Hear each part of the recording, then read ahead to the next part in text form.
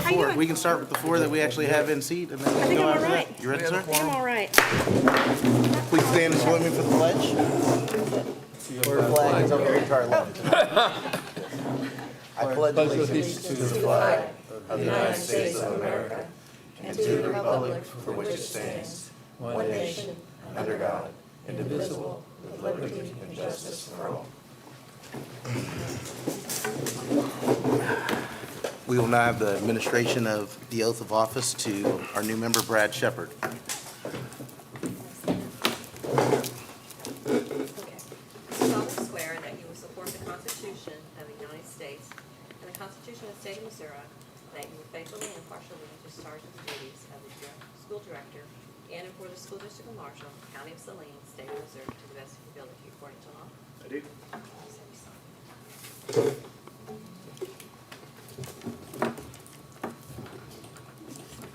I feel like we should clap. I know not.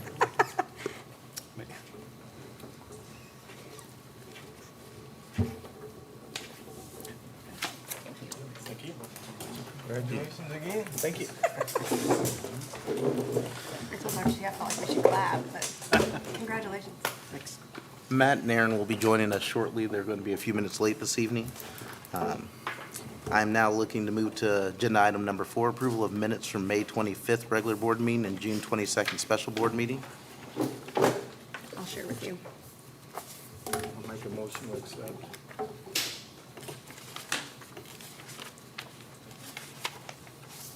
Is there a second? I'll second. All those in favor? Aye. Opposed? I'm now looking for approval of June bills in total of $1,375,933.36. And that includes anything extra that was sent, and I see Linda nodding in approval, so that is all bills that have been sent to you and accounted. I move that we accept the expenditures. Second. All those in favor? Aye. Aye. Any opposed? Thank you all for sending your questions to Linda in advance as well on the bills. Oh, you do have them? Okay, okay. I'm looking now to talk about the approval of monthly finance reports that were included in your packet. Dr. Mayor, I don't know if you're planning to talk about this, but I noticed that like July's 200,000 expenses paid or 200,000 less, 2021 to 2019-20. With COVID, that's probably the difference? Probably. We have fewer employees at a high level this year than we did last. Oh, okay. And the previous year also. So that made some of it, COVID made some of it. yeah. Okay, Yeah, our payroll's a lot smaller for 12-month employees as we're bringing them on. right, okay. Oh, see, that's why I shouldn't have cookie pens. Okay, Motion? so move. Second. All those in favor? Aye. Opposed? Abstention? Approval of final bus routes? We were short for a while on bus drivers. Have we been able to resolve that at all, or we just? We are- Or do we have to? We're still reroute? short, we're short 5 full-time drivers and 2 subs. I'll When be I talking looked- about that a little bit later. I was gonna say, when I looked at that report, there was also a mention there about maybe having to split or look at some other starting times. So it'll be real important that we probably try to recruit and get a few more drivers in, because that could be a little trickier if we're talking about picking people up a little bit earlier so they're on buses later, or having to look at some different start times for, I know before we've done that for in-town kids or country kids or different things that way as well as we've had to, so. I also noticed that number 30 and number 32 are the same person. Is that two different people, the same name? John Dice and John Dice, or Deese, I don't know which it is. And he has to say country route on both 30 and 32, so I just wondered if that was a typo, or if that's a junior, or 2 routes, or, I don't know, just something to, I don't know what John runs. I don't know, I didn't know if he was a junior or 2 different people with the same name, but I just thought that was it. I know. We might be one more short than we thought, if we doubled on accident. Is one an activities bus by any chance? Yeah, they both say country route, so I don't know. Oh, I just thought I'd okay. mention it, because I noticed the names. Maybe he's already combined a route out there for John. Yeah, I have no idea. I just in case that was a typo and we're actually And more that, short than and we that may thought. have been something with the addition of the kind of split idea or something coming, so Yeah. there may have to be some tweaking with these bus routes, it sounds like, over the summer or as we go in. Part of we've been discussing this for the last year. It's been harder and harder. Craig beats the bush all over to try to find drivers. We had a number of drivers retire. We used to have drivers that would stay past 70, and they just don't want to put up with that physical and that test anymore. So it's going to be a little bit difficult because we certainly have discussed giving plenty of advanced notice if we're going to have to do something, but we had a number of parents drop off and pick up their students, so the bus numbers were skewed at the end of the second semester of last year. So it's going to be difficult until we get everybody registered to see who actually is going to need a route. And So coming out of our COVID year where we had some more distance yes, learners. it's we been may a be very, picking up it's additional going to be a riders. very difficult transition right here. And then on top of that, everybody's short drivers, so.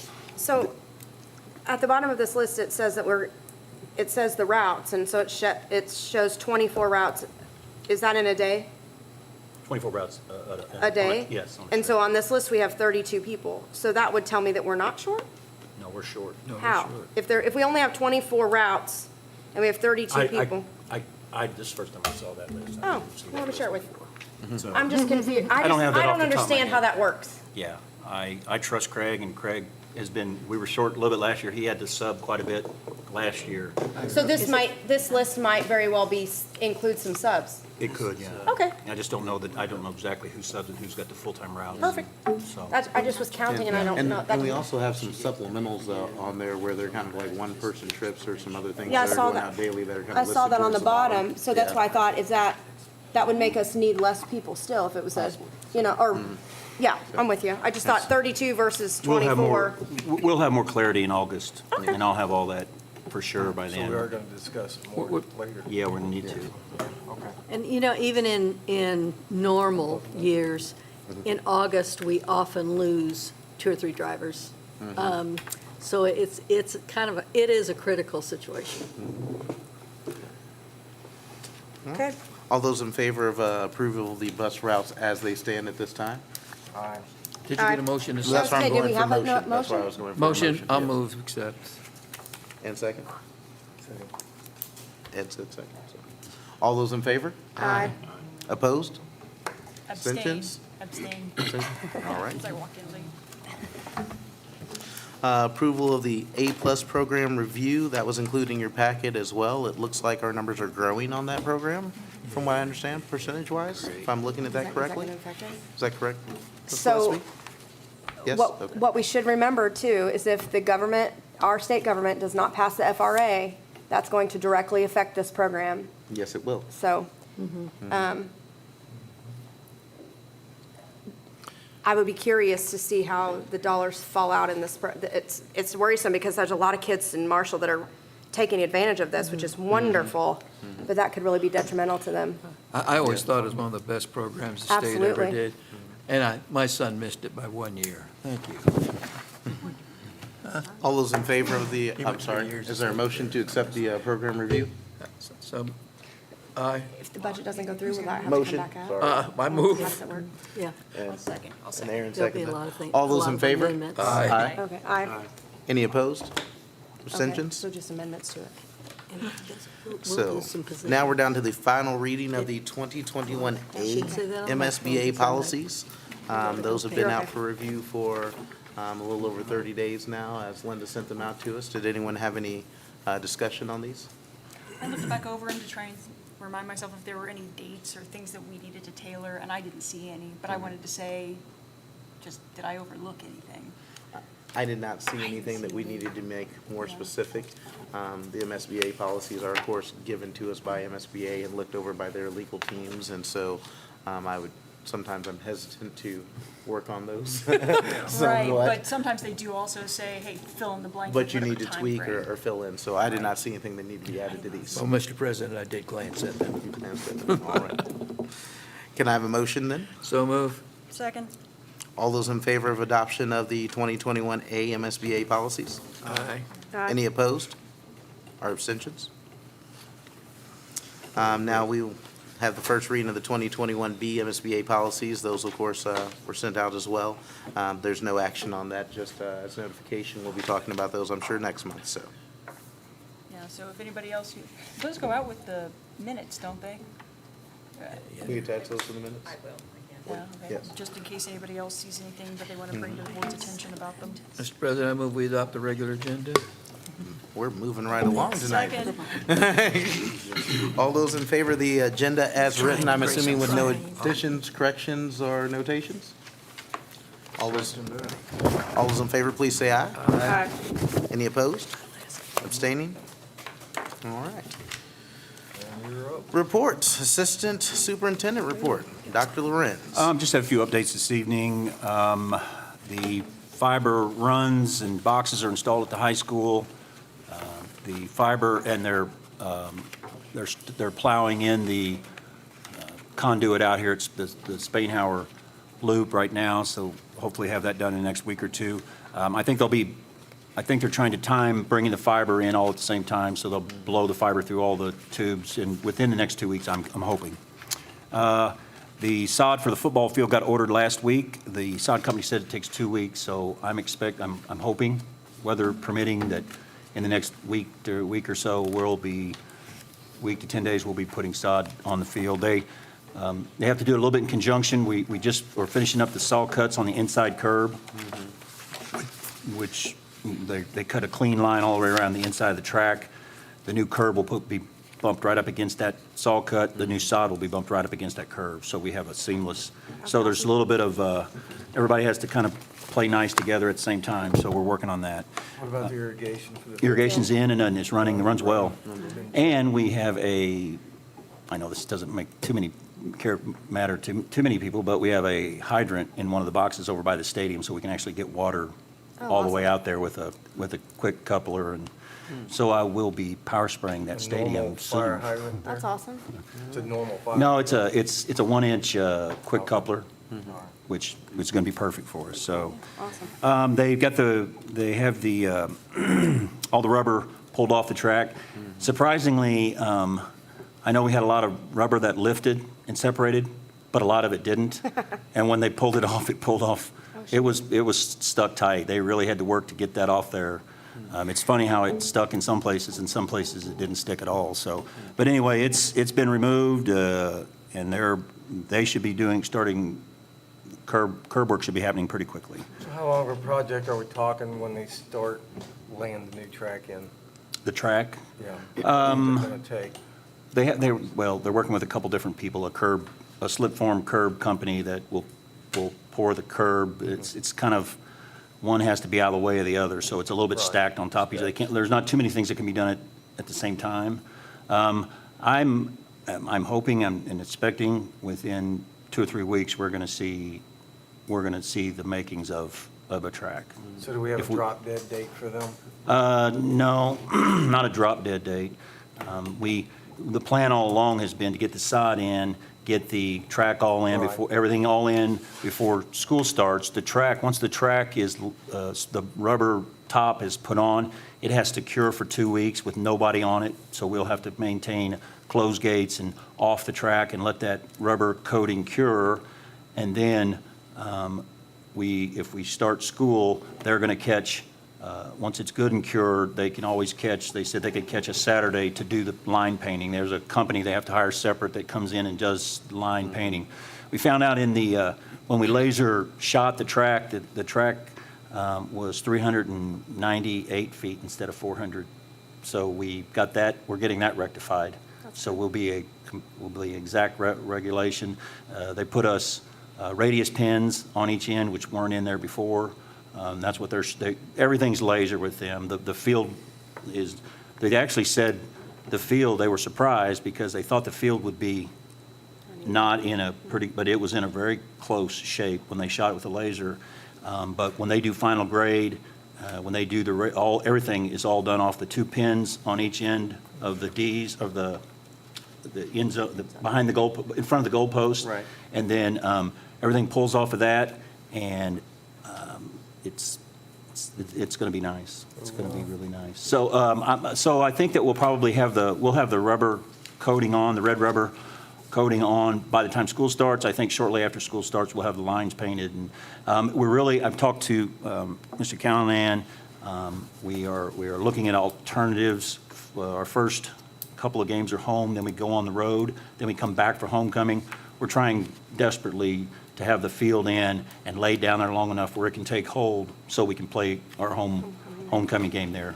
So you take a little bit of risk. We'll have to water it, and the longer we can stay off of it, the better it's going to take hold, and the less chance we'll have losing it, or having to get loose. So, let's see. The new dishwasher's installed at the high school. That's in and up and going.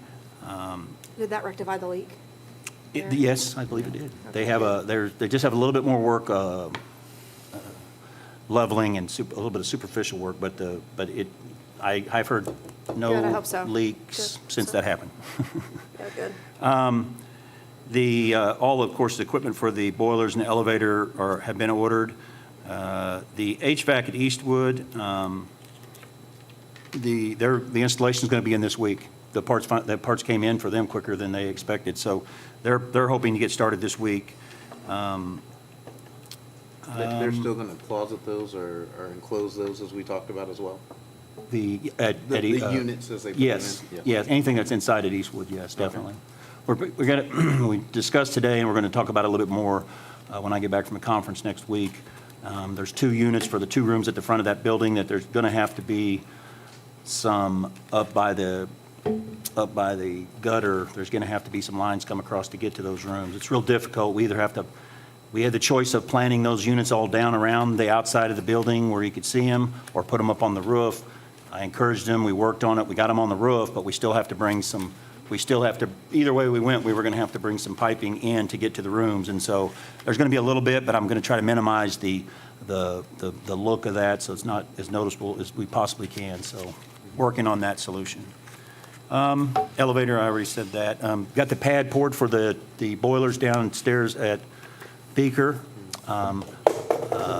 There's been some preliminary work done both with the elevator and the boilers. I'm hoping that everybody's ready. As soon as the parts show up, they have us number 1 on the list. So that's all I have for tonight. I just want to thank the community for staying off of the track area and around there to allow the work to go on. And as you just heard, it sounds like it's going to remain that way probably until at least mid to late August, the first part of September. So please bear with us. There'll be a great new place to walk and exercise and visit starting in the fall. So, Dr. Mayer. Wesley, do you run this, are you going to run this through the screen? There you go. Okay. I wanted to, this evening, start out just reviewing with you each year I present to the board the number of resignations and retirements that we've had. This year, it's a rather staggering amount. I was shocked when I saw that the total number was 57 individuals leaving the district. The largest we've had before is significantly less than that. So I did talked to some of my friends and the conference superintendents to find out if this was just a Marshall thing, or if school districts are seeing people leave the profession and leave work, actually, as it is, more than before the pandemic. And it does seem like, yes, that this is a happening across the state and across the nation.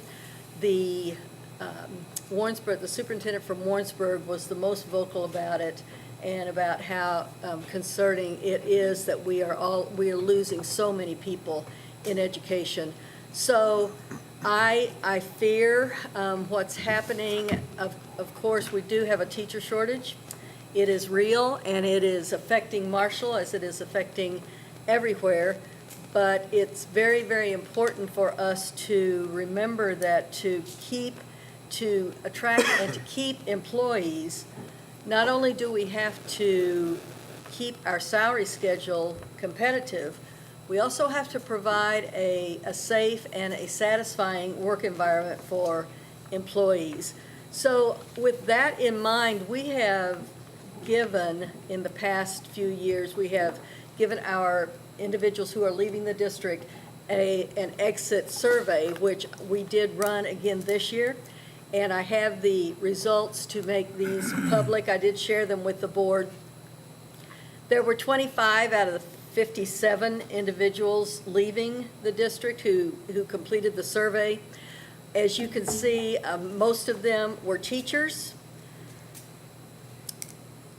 The first question that I asked was, I feel my job, they were to reply strongly agree over to strongly disagree. I feel my job is important, and yes, the vast majority of individuals who work in Marshall do feel that their job is important. And that's exactly what we want our teachers and our staff to realize, that they are valued, and we know that what they do is very important. Of course, when you talk about money, that is always a rather difficult conversation to have with anyone, and you can see that the satisfaction with compensation falls off a little bit here. The majority of the people, 13 still agree that, and actually 17 agree or strongly, that their compensation is fair. I would say that they are probably looking at other districts, saying we can compete with other districts. Whether or not they feel that they compete with other professions, that's not really what was asked. So once again, as the teacher shortage starts looming over us, we are going to have to do everything we can to value and let our teachers know that they're valued. Supervisors and our individuals have a really good relationship. I think we have great principals. I think we have great people in administration who really do care about individuals and care about how they are satisfied with their job and how they are getting along with their job. The culture in Marshall, healthy, supportive, and uplifting, was not as strong as an agreement as the question before.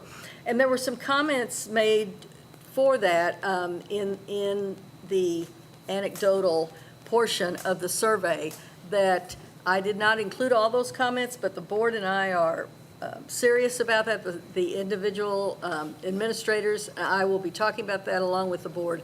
So as we moved along then, we talked to our teachers about professional development and about their growth as an individual and a professional.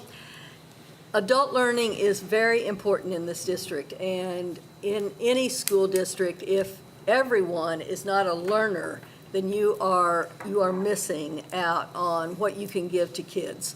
So it's important that adults are learners also, and you can see here that most of our people strongly agree that yes, they do realize that we care about them and care about their learning. Taking on new tasks without fears.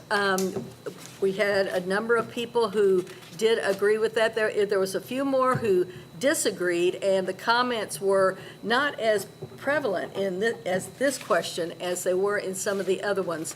But to follow up with that,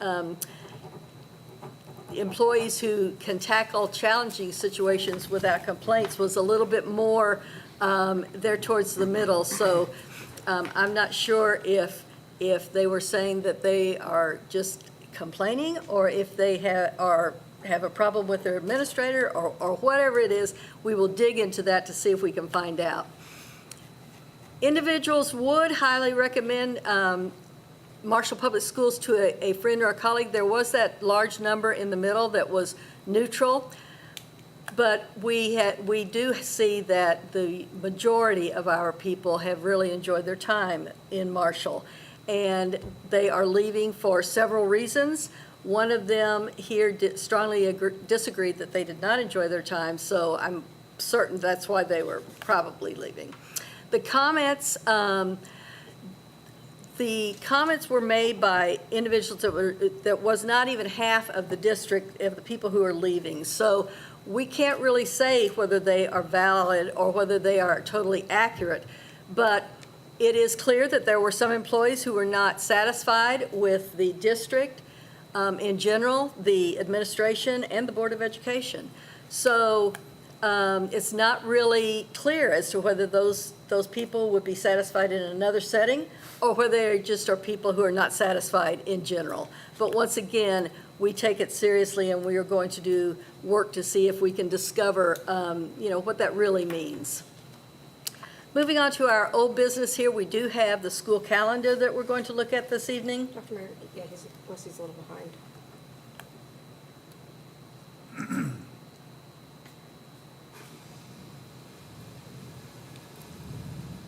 There we go. Okay, all right, there we go. Sorry, that's okay. You're caught up in the moment.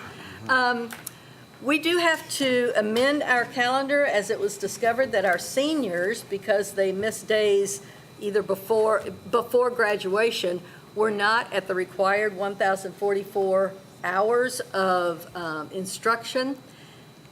This is not going to be calculated by DESE this year, but it certainly will be next year. So we have compromised and tried to talk to our teachers and administrators about what we can do in this situation. The CTA, there were 165 members who took part in the survey, in the vote. 196 did not participate. So that was, I think that was 44% of our teachers did participate. 51% voted to change the early out days in March to all full days, to get rid of all of the early outs in March and put them as full student days. 33% voted to start school one day earlier. My recommendation was a split of that, to change the last two early out days, the 23rd and the 30th in March, to full days for students, and then to set the beginning date of school back one day. So school would begin on the 24th, and that would add another 6.5 hours to our calendar. This means that the teachers will return on the 18th rather than the 19th. However, the final day for students will be the 24th. That's a full day for teachers, but it was planned for them to come back the following day. Under this calendar, they will not come back the following day. So we feel that that is a good compromise, and hope that the teachers will appreciate that and will be happy with that change. We did have a few last-minute bills and some business that I had sent you a pretty extensive listing of the bills and our expenditures, because we're going to close the budget this evening. The final payroll, including our summer schools session, is not totally, Dawn is very, very close, but it is not totally posted yet. So the salaries for June summer school, of course, will go with this fiscal year. July summer school will be in the next fiscal year. We owed the credit card company approximately $20,000, which we paid. The dishwasher was $30,000. We had another order of Chromebooks for $52,000, and we have various other smaller bills that Linda gave you on her list there. Late payments from DESE are possible. They come up to the 30th of June. In fact, we're expecting one on the 28th of this month that will pay for our teachers to go to a early reading seminar. 5 of our teachers are going. We're going to get paid for that from DESE on the 28th. We also then have a number of transfers, and if you have seen on the back side of this page, there is language for the transfers. These are transfers that are made every year.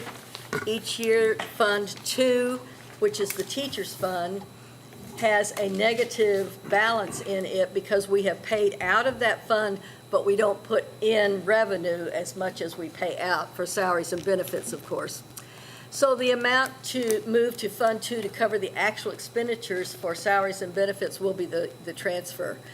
The revenues that do go into Fund 2 are sales tax, our state funding formula, tuition from other districts, and fines and forfeitures are all in Fund 2. The transfer will be used to bring the negative up to zero, and that is called zeroing out the teacher's fund. We also have another transfer for transportation costs. This amount comes from DESI.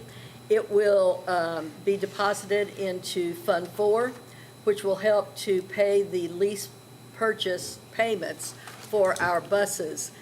Every year, DESI sends us, according to what our bus fleet, what the makeup of it is, prices of gas, et cetera, how many miles we have traveled.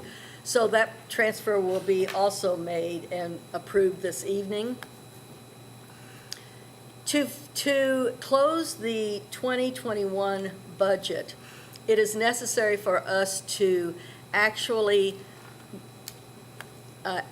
take the numbers from the actual expenditures and revenues and put them over into our budgeted column, which is called actualizing. That means that what we really paid or what we really received is the number that is now in the budget. This is the final budget amendment for the year. When we run the new ledger June the 30th, it will change. However, it's not going to change very much because Dawn has kept up as much as possible, and so the numbers are not going to be drastically higher or lower.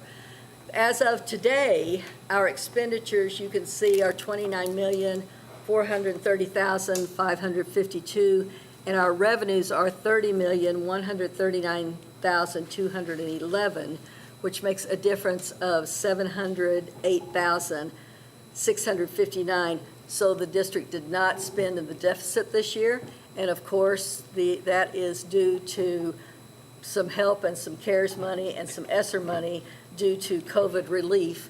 However, even without, that was about $660,000, so without that, we still would not have been deficit spending, but it would have been close.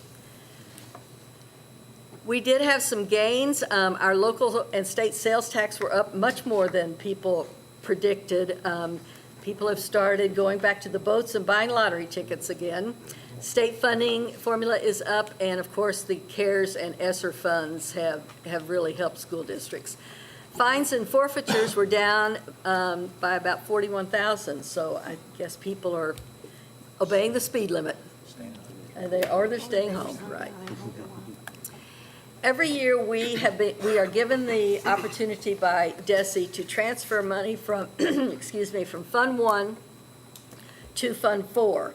And if you'll recall, we had done that several years in a row so that we could save up money for the down payment for Spain Howard, this building. Last year, the approved amount was about $1.1 million. We did not transfer last year because we had enough to put that down payment down, so we did not transfer that. This year, we are going to ask that we do transfer the money into Fund 4. We have so many capital projects that we're now able to plan because we have the ESSER money coming in.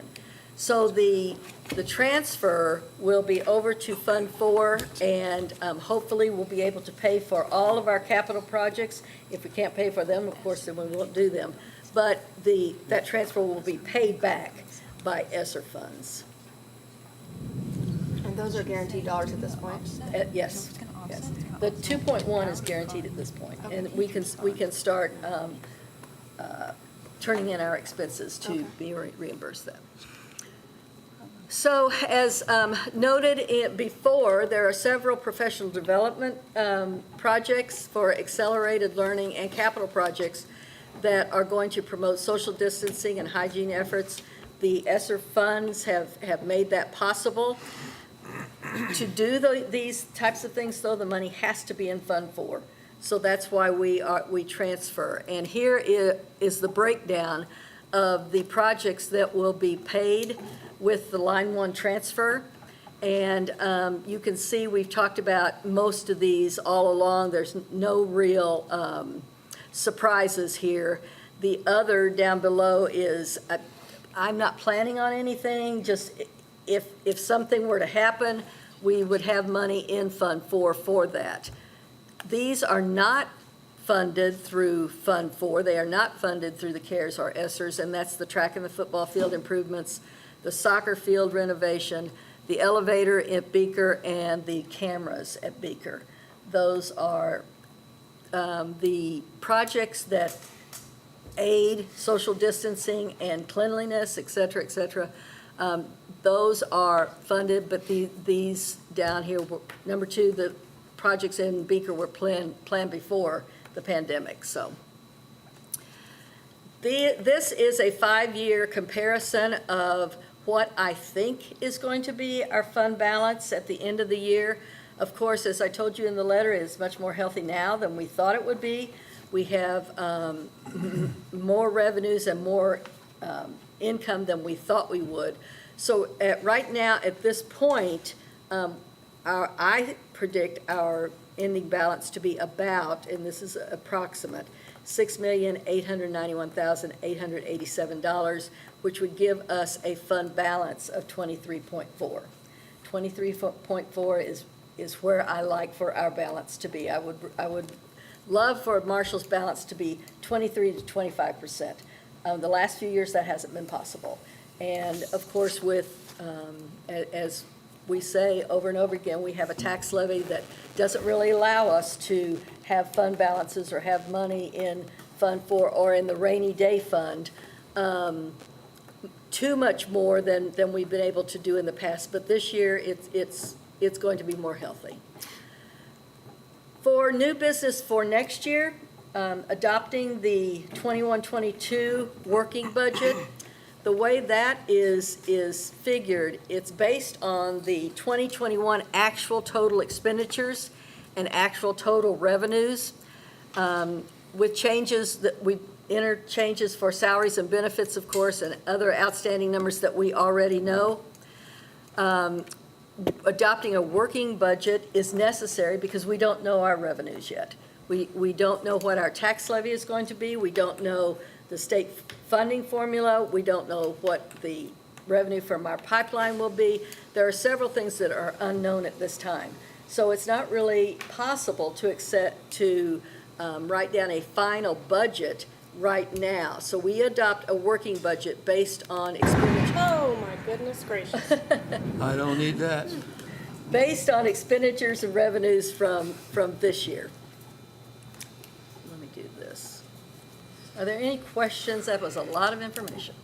Yeah, so help me understand, I'm an English major, so it takes me a second. Help me understand what's going on with the ESSER funds and taking things out of the teacher salary fund to pay for the capital thing. So what I'm not understanding is, let's start with, I must be confused. I thought that ESSER funds could not be used for salaries. They could be used to improve the salary base? No, ESSER funds can be used for salaries. Okay. Yeah. So in any way, shape, or form, we could use them to pay for... You cannot pay for teachers' salaries who already receive their salaries through the federal government. For example, special education and title teachers, we can't pay those salaries. But we can pay regular teacher salaries through ESSER and CARES funds. Okay. So then, all right, so then what we're going to do is take money from the one fund, put it in the other fund. And then when we get the ESSER money, we're going to put it back in the teacher fund? No, the teacher fund balance is, are you talking about the transfer from the to the teacher's fund? I mean, in effect, I guess, I'm talking about, because it seemed like from what you were saying, we're doing like it's okay to take it from the teacher fund because we're going to replenish that. No, I think it's- that, I was gonna say, I think that maybe there's confusion maybe possibly in the slides and when she went through the numbers. I think she's confusing what you were saying was with the Fund 1 and Fund 4, and then with zeroing out Fund Right. 2, so you might wanna back up. No, we do that often. I mean, We always it's do not that. like Right, an but I'm unknown thing to saying- me. But we always did it from 2 to 4, didn't we? No, you No, can't, you can't move you out of the can't take teacher's money out fund. of Fund 2. Okay. But we're taking money from Fund 1, which is the operating fund, putting it into Fund 2 because Fund 2 has a negative balance right now. So that will bring Fund 2 up to 0. Okay. Okay, money that that- covers the teachers. The Fund 2 is the Yes, teacher's that's salary, teacher's us salaries, teachers' yes. fund, yes. The Fund 1 transfer is transferring from the general operating fund into Fund 4, which is the So capital then we can projects fund. you spend on capital. But you Right, can't because it has to be transfer in out, Fund- you yeah. can never transfer out of Fund 2. Yeah, It has to be, and the ESSER money has to be spent out of Fund 4, it can't be spent out of Fund 1. So it has to be in there and spent out of there, and then it I'm an English replenishes back major, into too. there because it has to be spent first and then paid back later. I got you. If I'm saying that thank you, correctly. Brian. Yeah, it's well. very confusing. Thanks, Brian. It's confusing before Brian made it ESSER. perfectly clear. That makes sense, Brian. I hope you're right. Thanks, Brian. Okay, so what was I not saying that Brian said? And I'll do better I next think, time. I think it was I just don't the know. speed and the amount. Actually- kind of where we were going. Well, I got Funds 1 and 2 confused, because it's been a long time since well, I had the even more board training. confusing is you can put Fund 1 and 2 together and call it the incidental fund. Oh, no, I didn't see that when I was in board You training. see that coming. Maybe Brad will see that when Dr. he's Mayor, there. is there more of your report currently? Because some of this we'll tread back over, I believe, in the next few lines. I'm going to, no, that was it. That was it. But I will send this to you and to the district, and I'll be happy to talk to anyone about it. I was just saying when we It's move into confusing. Section 13, the transfers, and then also when we get back down maybe a little farther, this information comes back into play And again. we'll start Okay. talking all about it all over again. Yes, we will. Thank you. Ms. Gillespie? Carol?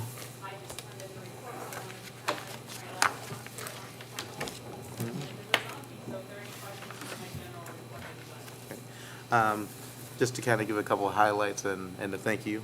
This is her last meeting or her last probably week or so of service with us here. So, last day? Well, thanks for spending your last day here No, with there's us. an item coming up on the agenda later on, I've already read. There is a lot of information that's going to be coming out in her report, and that'll be sent out about the MOCAP and different things like that. Are you down again? Oh, you were down for Section 8. Oh, well, we will hear all about that later, so I will just move along and stop talking for now. Are there any questions about her report that you all received in your packet as it was? We may have some more later. All right. Moving down to old business. So Dr. Mayer briefly spoke about the calendar and her recommendation as we needed to revise the calendar to make sure we had the adequate number of hours in for our graduating seniors next year. Her option was to add a day to the start of school and to take away the last 2 Wednesdays to make those full days instead of the half days, correct? Correct. As she said, Oh, CTA, or 51% of CTA, wanted to just move all the time into March. That was only 51% of those That was less than 50% That was responded. 51% of the less than 50 Right, responses, thank yes. you. Clarify that. So I need a motion to change the calendar in one way or another. So then that makes, I'm, just for clarification, I mean, is this okay for, to have discussion now, or do I need a motion first? We can discuss now. I'm not married to the discussion after the motion. Okay, so that doesn't move, your graduation then will stay the 22nd of May? Correct. So everything else stays the same in your calendar Correct. except those? All right, I move that we accept the changes to the calendar for the 21-22 school year, Adding the one day. adding as Dr. Mayer proposed. Okay, thank you. Is there a second to that? Matt seconded that. All those in favor? Aye. Aye. All those opposed? Anyone abstaining? I guess I abstained because I didn't vote aye because I was still thinking. Yeah, aye. Thank you, Sarah Aye. Linda. Dr. Moore? Oh, I just wish that more CTA folks had participated in the survey so that we would have a stronger indication of how they felt. What their feeling was? Yeah, I agree. yeah. Since I think Yes. moving on. All right, moving down, line 1 transfer from fiscal year budget 21, which would be $1,214,030, and there is some wording on that that was handed to you, because we do have to do this regulatory-wise.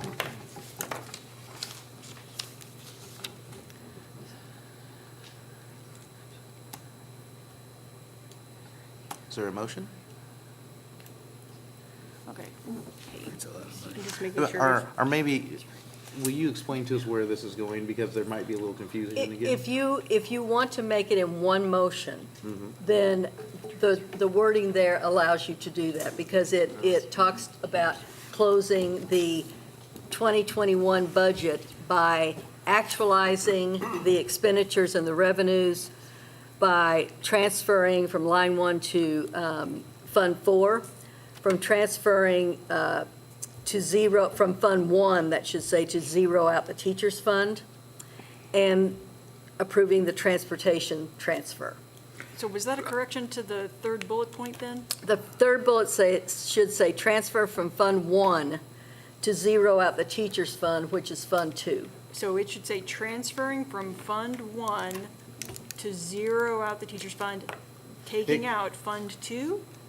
The teacher's fund is Fund 2. That's the same thing. Yes. She just didn't put those two words in there. Okay, well, help me out. I need all the words. So, You're going to transfer the adequate amount of money from Fund 1 to make Fund 2's balance zero.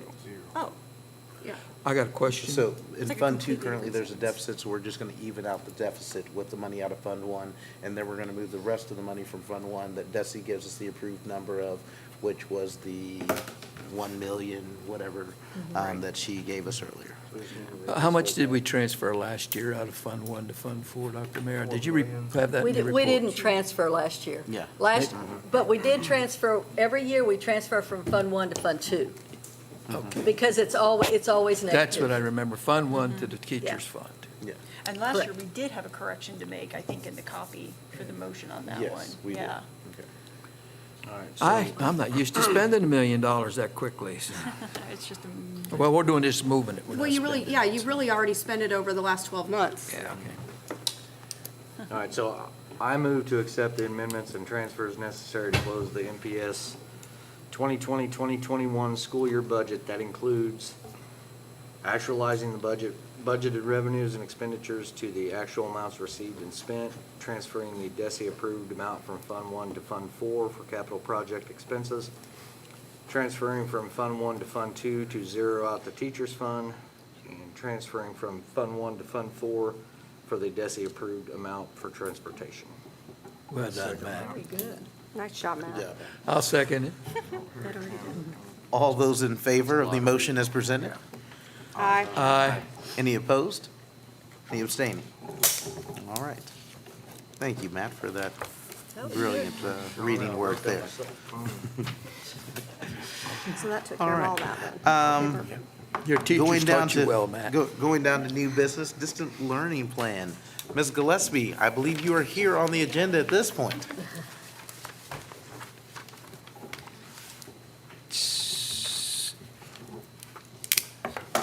So that included everything under the subheads under C. So we did the transfer and the bus and everything, so. Yes, sir. Okay, I'm up to speed, baby. Are you good, Mr. Carroll? No, I'm Is not the- good, is the but green but I'm up to speed. It just didn't sound right. Can you hear me? Is it green? No, push the button on the bottom. Oh, it does look green, yes. Looks like it, Now you're. Give her a little gain, please, Wesley. Thank you. Oh, my kids just installed a sound system on my TV today. It's a little shady in here. I couldn't tell if it was green or not. Then my wife gave us a Christian station. That is green? Are we good, Wesley, now? Okay. Tonight, I'm here to present what we're going to be doing, it's not an action item really, but what will be happening for distance learning for next year. First of all, I'd like to let you know that DESI will not be offering the alternative methods of instruction X, which is what we had this current school year 2021, which allowed us to have COVID-related closures. There will not be that option from DESI, so we will no longer, unless numbers go up and DESI changes their mind, there is not the option to close all school because of COVID numbers. MPS, though, does still want to support any families that need a personalized learning plan through distance learning. So we do have two options for our students to choose from. The first one is the MOCAP virtual program, which has been around for many years. We've actually had students who have utilized MOCAP throughout the years. Our numbers did go up because of COVID this year. So if a parent wants to choose the MOCAP virtual program, they have the opportunity to choose from 4 different vendors that we have decided are the best vendors here in Missouri. That's Launch, Missouri Connections Academy, Missouri Virtual Academy, and Edmentum. I cannot say that one. And there are about 12 or 15 vendors that they can choose from. We have decided to limit to 4 because it's a lot of different platforms that we as the district have to go in for grades, billing, attendance, all of those things. So this is the 4 that we feel are the best. The students that choose MOCAP, they do have to be enrolled full-time at Marshall Public Schools. They are still one of our students. They will, if they choose to go to MOCAP program, they're supported. There is not any direct contact with our MPS teachers. It is all teachers through that vendor. How this is taken care of is the district is billed the tuition and charged by the vendor, and then we pay that tuition for that student. It equals about what we bring in per student for ADA. And with that, the family also must provide their own technology and Wi-Fi. Diane, what's the checks and balances with that? Every vendor is a little bit different. It ranges between $6,000 and $8,000 per student for a year of. Well, I'm talking about like during COVID, we had kids learning from home, and a lot of them, well, I know for a fact, some of them never got online and did what they did. How do we know, is there a standard, or they Okay. report to us if they're doing what they're supposed Yes, to do? that is another reason, whenever I looked at the vendors we had been using, Launch, Connections Academy, Virtual Academy. Edmentum is a new one that we've had a parent ask us to add for next year. These are 3 that are very good at sending us student progress reports on them. Some of them do it twice a month, some of them do it monthly, and then they also make sure at the end of every 9-week quarter we get those grades. We do have it in the packet that the parents sign off on. If they're not 70% or above, we can drop them, and then the parents have to pay the tuition that we will not. So we had one student who signed up for one, didn't sign in for the entire first quarter. She was dropped, and all of a sudden she showed up at school. Imagine that. So yes, so these companies have wonderful customer service and are very much in contact with myself and Ashley Christie. We're kind of the 2, and Mrs. Jacoby is obviously going to be doing that now. So. Thank you. And just to Yeah. clarify, the reason that there's no contact with MPS staff is because we basically transfer the daily seat rate for these learners to these companies. Yes. And so as you're choosing this as a vendor, then you're choosing to take care of all of your learning online that way. So it's not that we cut you off, it's you're making a choice to go somewhere else. I just Right. wanted to make sure that was clear. That's why Yes. there's not interaction with MPS staff. Yes. So- And currently, I think we already have 4 students who have chosen the MOCAP option for next year. It might be 5. I am sorry. I can't remember the exact number. Diane, I should have given you this information, but we paid right at $51,000 in tuition to the MOCAP programs. I think we had between 6 and 8 this year. We had a couple that were added second semester. And this is an option, like I said, that has been around way before COVID ever hit. We used Diane, to- do I remember that, do we have a maximum that can go into that? No. So, No. okay, so, And in fact, the reason MOCAP was. or they have a maximum? They take Yeah, so many yes, students? a lot of the vendors, Okay. like Launch hit their max this year. They had to close. They could not take any more students. I want to say they had over 80,000 students, and that's run Wow. through Springfield Public Schools. Okay. Missouri Connections Academy is not tied to a district. Missouri Virtual is tied to Grain Valley. Is that correct, Dr. Mayor? MOVA? Yes, Great and Valley. then Edmentum is a private vendor also. So, but yes, they can max out. We don't have to don't, max but out. they- yeah, okay. And MOCAP might come in handy as we start to see problems hiring some of our upper-level science and math teachers, because we can enroll them in MOCAP. They can attend a MOCAP class. We would just have to have a paraprofessional who can be alone with, has a sub-cert to be in that classroom, and they could get that. And that was the reason MOCAP was really brought around, was to support those classes that are hard to find teachers for in the high school level, and especially in small rural districts, so. It just kind of exploded with COVID.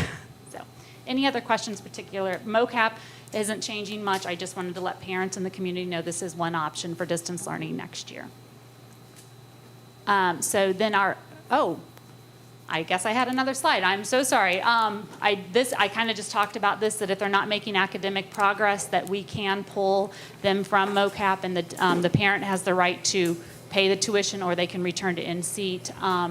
They must be enrolled in all classes the vendor considers full-time. We had a couple of issues this year where our students were not full-time because they weren't signed up for everything. Again, it was kind of a learning process through COVID. So they have to be full-time. If parents want to choose the MOCAP, MOCAP option, it can be found on our web page under Parent Resources, MOCAP. Your child's building counselor is the one you'll work with to get this taken care of. I want to remind the community, if you were a MOCAP student in 2021, you have to reapply to become a MOCAP student in 21-22. You still have to go through that application process. Board members, you received the application from MOCAP, so you can see the exact process. So we will be offering another option for our students.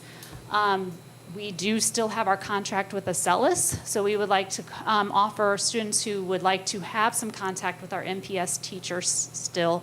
The MPS DL-A is what Mrs. Jacoby and I decided to kind of call it. So these students they must still be enrolled in Marshall Public Schools full-time. They will have a support from an MPS teacher. My suggestion, and something Mrs. Jacoby is thinking about, is that teacher or staff member might be placed at the Northwest School, and all of these students will funnel through that, because it is considered now an alternative education option for our students because it's not as related to COVID. This year, principals are watching progress, teachers are watching progress, a lot of hands-on, and it was taking time away from those teachers and principals every day, because we had about 300 by the end of the year that were still using Acellus as a learning platform. That would be my suggestion. Mrs. Jacoby will let you know what that decision is for that. If they choose to use our MPS Acellus distance learning option, they will need to sign. They may use one of our. They may check out a computer, but they'll need to sign the technology agreements that all students do, that they will return it in one piece, all of those great things. There is an application process. Last year, we did not have an application process because we were going in and out of distance learning ourselves. So there is an application process that can also be found on the website that'll say MPSDL-A. I do want to let you know we will not be offering this to preschool, or because it's just not preschoolers need to be in preschool if you want them to be here. Next slide, thank you. Also, kindergarten through 4th grade will be on a truly as-needed basis. This discussion has been quite evident with our elementary principals, our early elementary principals, Mrs. Jacoby. Actually, the whole administration agreed with this, even if they are middle or high principals, that in-seat learning is the best for those early grades, that they need to be learning to read with books in their hands, being in front of the teachers, learning their sounds, all their numbers, all of those things. We're not saying we would not approve of kindergarten through 4th grade, but it really has to be on an as-needed basis, and there are some families we know that would be a good option for them. 5th through 12th grade will be a little bit easier to get in there. If the student has been enrolled in any time in a distance learning option and they did not make adequate progress or keep a 70% average, they may be denied. We do not, if you're not able to keep up with your work, and I think somebody just kind of asked me this, if you're not able to keep up with your work and you're never signing in, Mr. Harper, then you're going to have to come back and see. Breakfast and lunch may be picked up for these at a designated building for these students who would choose this option. And once a student is enrolled in this program, they must stay in for an entire semester. We had kiddos, even though we said that, they were moving in and out of distant learning to stay. I'm not talking about when we closed for COVID, but we were having students move in and out, and it was really hard for attendance purposes. So if you choose this in August, you're in it till December. Unless you're not making adequate progress, then you come back and see, and you stay and see. Yes. So Both of these learning options, those were just highlights. There's a lot more in those packets that I did share with you, but I felt that those were the highlights that the community might need to hear and that we do have two options. Both distance learning options have an application process this year. There is a team that will look at those applications to make sure it is the best education placement for those students. So if you need an application process, you can go to the website and print it off yourself, or starting in August, parents can pick up the applications at the school at their students' home school building. Okay, question. Sure. So we paid for so many spots with Acellus in what month? Help me. I thought that was 18 months, though. that we had It later. is. That's what I'm asking. It goes through June 30th of 2022. 22. Yes. So it will be crucial then, as we go through this year, to see how many kids we have using that. And then at that point, will you guys choose to keep Acellus? Or do you always have to, you don't always have to have the mocap and you have to have those? It is, yes. You have to have those available? You have to Yes. have an option, yes. Yes. But we don't have to have Acellus available? No. Okay. No, Acellus is Okay, our so district that was my program. question. Were we going to get back around to January and then you guys were going to say, hey, we need to buy this again for the year? Are we going to, I wanted to know if we were So, in a treadmill, on a treadmill here or? no, I don't foresee us being on a treadmill, but I can't speak for what's going to happen in Right. January. Right. And the reason we bought that was because we were getting it for $25 a I student. and yeah. remember, I just didn't Yeah. remember I didn't know if I didn't remember how long we'd purchased it for. So I was thinking if we got in the middle of the school year, was that going to No. mean? It will get us If we offered this through- this year and we got to January, then we were going to have to pay for it again. But if it was for No. 18 months, then Yeah. great. Yeah. We will, it will get you all through the end of this current upcoming school year. Awesome, okay. And then I do know that we do use it for some of our other students that are, some of our sped students. So there might be Sure. some more coming through, but it won't be at that price point because, Okay. but it would be at the full $100 per student, not the 25 Right. that we were given for a grant. Right, okay. Any other questions about? Mrs. Jacoby is on vacation, and that's why she wasn't here to present it. I think she did it on purpose, because I said, this can be your first presentation. She goes, oh, I think I'll be in Denver. So are there any other questions about this? I do want to thank the board for your support, continued support over my 7 years that I've been here. I will miss Marshall, and as I said in my report, I will always be an owl, and I will always wear red and black with pride. So thank you all for your support through my years here. So you, good luck Diane. to you all. Thank you, Dan. Thank you for your report and your time. So, And I am going to leave because I'm finishing. Grace, would you like to come and lead us through your grant proposals? Those were also included in your packets as well for the various titles and the amounts, but I'm going to let Grace see if there's any questions from you all before we ask, since this is an action item. Got the TBD on the one. Yes, so allocation has been given. Local or migrant numbers are high. They're not high. We identified lots of migrant students, so there is a need there, so I'm hopeful that we will receive funding there. We did not this year. Are there any other questions about our Title 1A, Title 1C, Title 2A, Title 3, EL, Title 3 immigrant, or Title 4 Special Education IDEA Part A, or the homeless grant that she will be applying for in these amounts? I need a motion then to accept for that to move forward. Motion to approve. Second? All those in favor? Aye. Opposed? Abstained? Thank you. That was a lot less painless, huh? So now we're going to look at the adoption of the working budget for the 2021 and 2022 school year. Of course, as Dr. Mayer cited earlier, this is kind of where we look at our numbers from last year. We turn them into what we think we're going to have next year with a little inflation, a little change, the additions of teacher salaries, insurance, and various other costs which we can factor in with hard lines, and then our hopes, wishes, and dreams as they kind of fall within there. So, and of course, this is updated monthly and actualized pretty much monthly as we spend and move through the budget and receive revenues, of course, which we hope could always be higher, but they will be what they will be. And then the actual formal official budget packet will come out in October.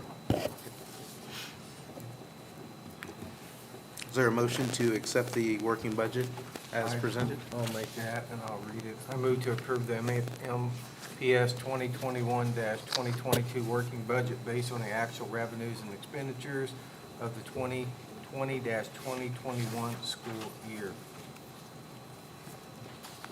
Is there a second? Matt. All those in favor? Aye. Aye. Opposed? Abstaining? Thank you. Next, Dr. Lorenz, I'll let you walk us through the cooler and freezer bids, followed by the, at Spainhauer, followed by MHS, followed by the LED sign. Okay. We had 1, 2, 3, 4, 5, 6, 7 people contacted. You have the bid totals in front of you. The low bid was by Ellis Refrigeration. It's a company from Macon. They work under the U.S. Coolers. Their parent company is U.S. Coolers. The next closest bid was George's. George's presented a bid, Bierman presented a bid, and H&S Cooling presented a bid.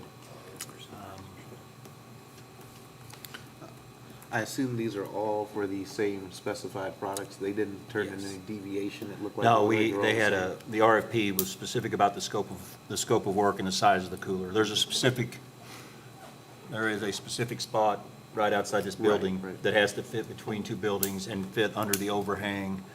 And so there were some specific requirements about the refrigeration unit had to be to the front of the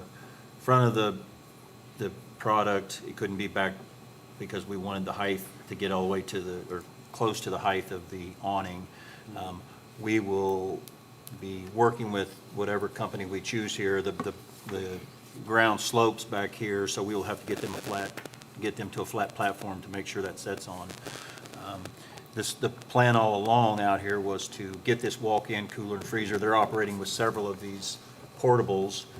So when we get this one, we're hoping to get this one installed first and then move to the high school. And if school happens to start, we will be able to use these portables to outfit the high school. That'll be a little bit trickier job coming out and going back in, installing inside the building over at the high school, so.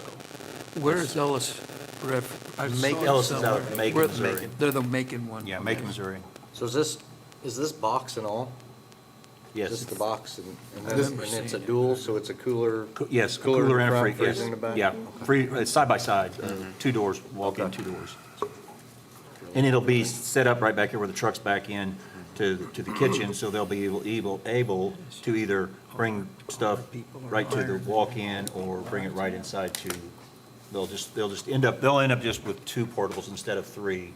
So in the interim, once they get this, that gives us the flexibility. So if we have to do any work or anything to these, are these things that can be repaired locally, or will they have to come back here to do that? $25,000. Under the warranty time, it'll be covered by whoever, they all have. They all have home Outside of warranty. warranty, we could contract. As we We need it. could Okay. work with Okay.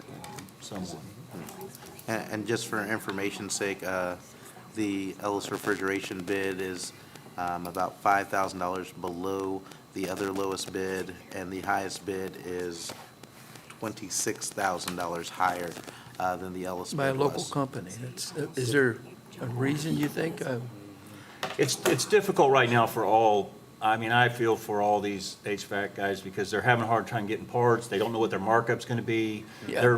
They're praying and hoping that whatever price they shoot us in that 8 to 10 week turnaround time, they don't get bit. And I understand. I understand the need some of them to inflate just a little bit and some not, and it comes down to parts and getting equipment in. It's real Is that, difficult. That's the expert.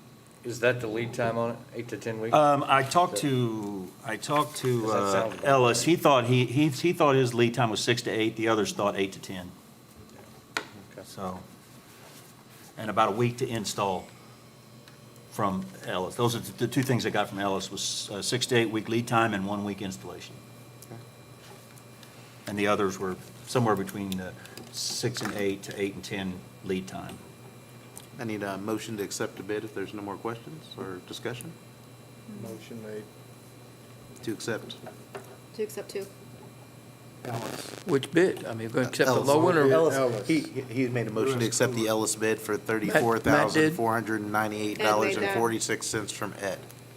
Man. You're the expert, man. I'm going to go where you go. You go as well. Harry's asking for your professional expertise there. Oh, a little no, bit.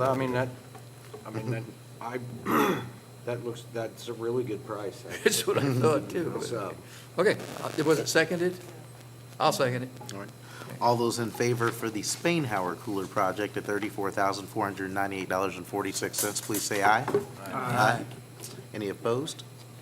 Any abstaining? So moving through to the MHS cooler and freezer bidding results, those tracked very similar, other than there was another company, Ellis, came in at $34,282.39. Ford Hotel came in behind them just slightly, $1,000 behind them at $35,241. And then the other bids went up exponentially up to almost $60,000 for the highest end bid.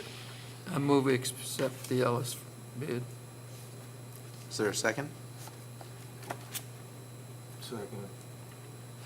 All those in favor of the Ellis bid for $34,282.39 for the Aye. high school unit? Aye. Aye. Opposed? Are abstaining? Gee, save money. All right. LED sign.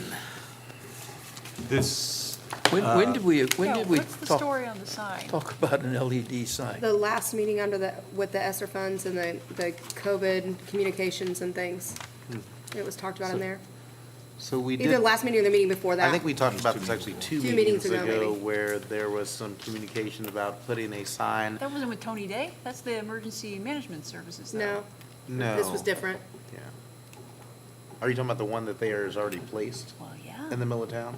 No, not in the middle of town, but, I yeah, figured. Tony Day was talking about trying to put one out facing over 65 here. So maybe this is where I got my wires crossed, because I don't remember talking, it kind of is coming back to me. It came back vaguely now. We And talked I'm a about lot it for older than you are, so. the means of It was kind of communication, some of that communication, notifications, yeah. those kind of things to kind of Right. increase our communication. I Yeah. believe it kind of came into, Yep. when we were talking about kind of some PR things and things that we could do to help push information out. I remember that. I believe we talked But about. I didn't know it was sign gonna being cost this central much money. office. Yeah, it's a lot of money. It's a lot of And money. It's a It- lot of money. For a it is, and flashing this is sign. money that is carried underneath the ESSER money as well, so this is reimbursable money that we can claim underneath our ESSER money as well. You're always telling me we're saving money. I know, yeah, every time I turn around, it's Esser's gonna pay for it, Esser's gonna pay for it, so.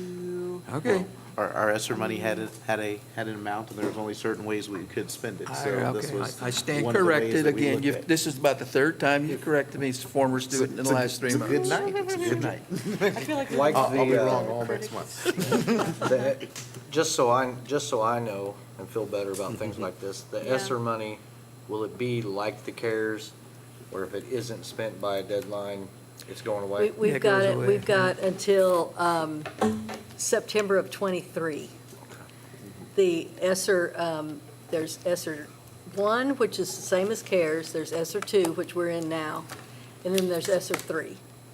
So, well, yeah, always, but Is this sign gonna blind me when I pull at a four-way stop?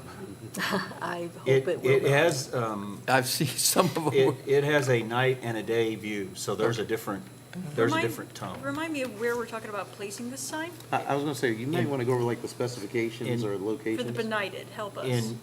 So at central office, we talked Oh. about down by the high school sign, but the sign that was put in by a class down there, right in front of the center circle, we looked at it, but there was no, the foundation that sign was put on was not stout enough to mount that sign on top of that without putting a bunch of a metal framework and almost extend it above it, and we thought that would just make it look too.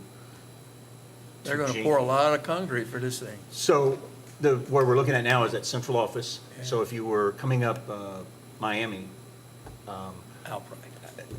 basically, there's the driveway that comes up on that side of Miami to that tree. If you looked at the driveway to that tree, about halfway between those two, and about I think there was a spec we had to follow 6 or 8 feet up from the sidewalk. So it's kind of off the corner from the central office. And then it'll be two-sided. So from any 4 direction, you will be able to read whatever's being displayed on the sign. So this sign will be roughly 200 feet off the corner of Vesta and Miami, or thereabout, more, less, whatever, At the intersection? at the intersection, Well, yeah, yes. that's pretty close. That's probably a pretty good guess. Have we done a Okay. traffic study? Do we know if that's the most highly trafficked I have not property did a we've traffic got? study, no. It's pretty heavy. But how does it compare to Odell Street? I have You not mean done if a you were to traffic put it By in Beacon. front of the middle school? Yeah. How deep are the piers for that? It sits on a foundation block. So we don't have to worry about dig right, because there's all We will kinds have of to, stuff we running. will have to worry about dig right, because we'll have to get a line put to power, so we were You get electricity. going over to the building at central office for the power. I'm hoping to get the cable buried, if you guys approve this, to get the cable, guys that buried the cable to send us a line underneath Ask there. for Larry. But, yeah, it sits on a foundation, there's a mow guard around it, so you can trim right to the edge of the sign. Is that gonna block your view when you're trying to pull out of central Yeah. office, coming down the street from the four-way? No, I think from the angle, I'll double check that, but I You- think you from the said- angle, it's about halfway in the middle of that grass. Okay. And height-wise, it's off the ground too, correct? Yes. Like 8 to 10 feet, I thought, or something? I don't remember exactly what the RFP was. It's been a few days since I read the exact spec on it, but there's an overall dimension. Only half my stuff printed out. I got 14 I bet the pages. bid's been up there. The width is 100 inches, the height is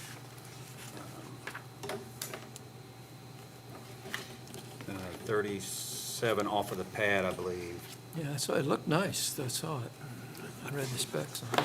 It's a lot of money, Yeah. nonetheless. $41,370 for an LED sign. Not that it doesn't have its utility, but it's a lot of sign and a lot of money. And I would feel better if we, doing a traffic study doesn't even necessarily cost money. Just walk down to City Hall and ask for the information. But I guess then my question would be, if we're not going to put it at the most heavily trafficked, I don't know what the most heavily trafficked property is, but if we don't want to put it there, Probably on what's our rationale for not? Well, I think the original consensus was somewhere in that, the high school central office area. Because that'll. I don't remember any such consensus. I'm saying, when Dr. Mayor and I talked Oh, about, when between we, you guys, as sorry. we've been talking about the sign for a year, but Okay. what we originally were talking about over at the high school, and that location just didn't work well for Sure. putting a sign.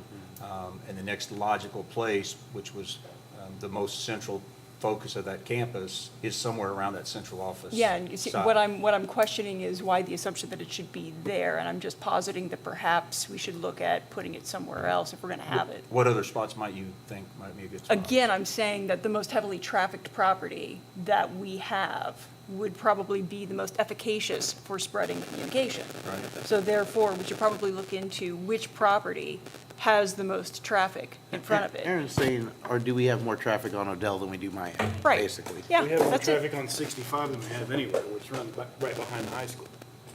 So then why are we talking about putting it in front of central office? I Well, and think I one guess I thing- would still, but is that, but Brad, I guess I would also wonder, is that just highway traffic or is that city traffic? You know what I mean? Like, are we talking about the Well, everybody in citizens? town has to go to Walmart. Yeah.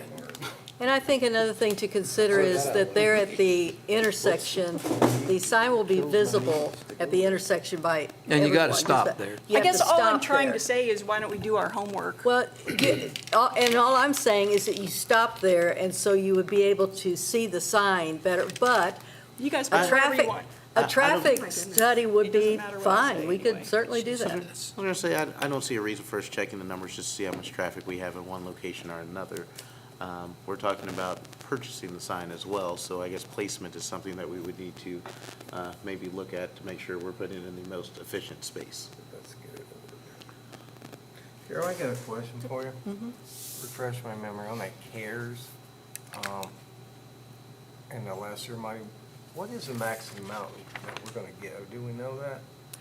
For ESER 2, which is what we're in now, it's 2.1 million.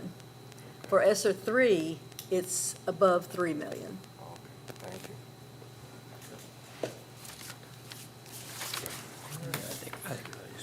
I guess the only question I would have about putting it out by the highway is MoDOT have any restrictions on putting a lighted sign? More than likely. We already have one there. There would be, well, yeah, but I mean, somebody else had to pay for those fees, but. We probably have a to put study a- when to put a when the working Career lighted Center sign put on theirs the up, highway, yeah. I will look into What it. kind of hoops do you have to If jump that's what through you for want me that? to I got a lot. That's probably why that's located over 50 feet off the road. Yeah. Yeah, I don't know that we It's Like- well into our property. Right, that one. That's another block back east and south. Dr. Right. Lorenz, how long is this bid open for? We'll have to rebid. We'll rebid. If it doesn't pass tonight, we'll rebid. Almost all the bidders now they won't take me beyond 30. They crowd me, even now they're crowding me at 30. They want to change that 30 down to 20, so. And your location may change the bid as well. It could, yeah, because it could change the electrical Right. distance but that's all. So they're going to run the electrical, we would not?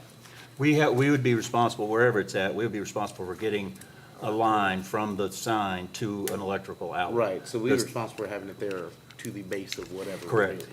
Correct. So they're gonna just pour concrete and go up from there, so Yes. location may not mean as much if we decide to change location, but they could. It could, just depends on the distance of get a conduit board over to wherever the power source is at that we have access to. How is the information managed on a It's there's a 5-year Verizon package that comes with it, with the Okay. purchase of the So sign, it's- so it can be manipulated from anywhere that we have a network-connected device, so. So you don't have to run So data having it lines or in- anything like that. We don't need data lines or anything like that ran to the sign. It'll all be in that conduit, and then it'll just become a network, basically a network machine that we can operate from any administrative login on the campus. Is it beneficial to have it inside our loop at the high school? Or does that make a difference? Inside the loop at the high school, new Wi-Fi, in the circle? Oh, no, no, it's not line of sight. Okay. So the Verizon package avoids the older signs, you had to be able to see the sign from a window that you were actually working the device from. This is done across Verizon. So probably what we'll have do, wherever we have it, since Daniel's our new webpage, he will probably help us run the sign from wherever his office is at. So that's different than it used to be. It's a whole different level of technology, because the first ones I have worked with, if you wanted a sign, you had to be able to see it out that window over to the field so that you could shoot a wireless to it. So, no, it just becomes a conduit line and power. So wherever we decide, if we decide to put a sign, wherever we decide to put it, we just got to get to some power that we control. I mean, I think that if we put it at Beaker, people will say, I can't get to Beaker to see it. If we put it at central office, people will say, I can't get to central office to see it. I do remember the conversations about being able to have more communication with folks that might not have access to the text alerts and things like that. So there would be information constantly going, that they could go to a place at any hour of the day and get it. I don't necessarily like it at one specific building. Like, I don't think that the right place for information about the elementary needs to be on a sign that's inside the loop at the high school. So I like the idea of it being at central office, because that's the central location. And so if you are a parent and you want to go find out information, then you can get yourself, that that's a place where you can go get it. Or you can send your neighbor or somebody, that's a place that you can go and get it. It's not at a specific school, so if they say, well, my kiddo goes to elementary, and that sign's at the high school, so that has something to do with the high school. This way, it's not at Beaker, my kid goes to the high school, and that sign's only for Beaker. I may be a it's little- district-wide at the central location, even though the central location is per se at the high school. I mean, you know, the same campus. I guess that's my only thought process on it. It is a lot of money. My other thought is, I may be a little naive on this, but I'm assuming we can make this bilingual or in dual languages, or be able to put information out to I'm make sure sure. we reach all the people that would be within our. Yeah, it'll be, it's a fully digital board. Okay. It has complete functionality, all applications. The only other place, but the stop signs are a good point, but the only other place that I can think about is on the very south end of the athletic complexes at the high school, like way by the down there. Tennis courts, is that what you're saying? Behind that, yeah, you know, like behind that before they hit the ditch, like there. But again, still, you're driving past there, you're not stopping, people still may associate that with the high school rather than central. I don't know. I don't know if there's a perfect place for it. I was just thinking if people are identifying information with a building, if that's what we're doing, then that might not be in our, I mean, that was just take education. Okay. I would almost worry about the security of it way down there at Beaker. Yeah, Yeah, I would too. a lot of foot traffic there. A lot of foot traffic. Yeah, I agree. I would entertain a motion to accept, table, or I'll make a motion, we accept it. I'll second. Call the question. it has been moved and seconded. Call the I'm going to question. say this slowly, so all those in favor can say aye. Aye. Aye.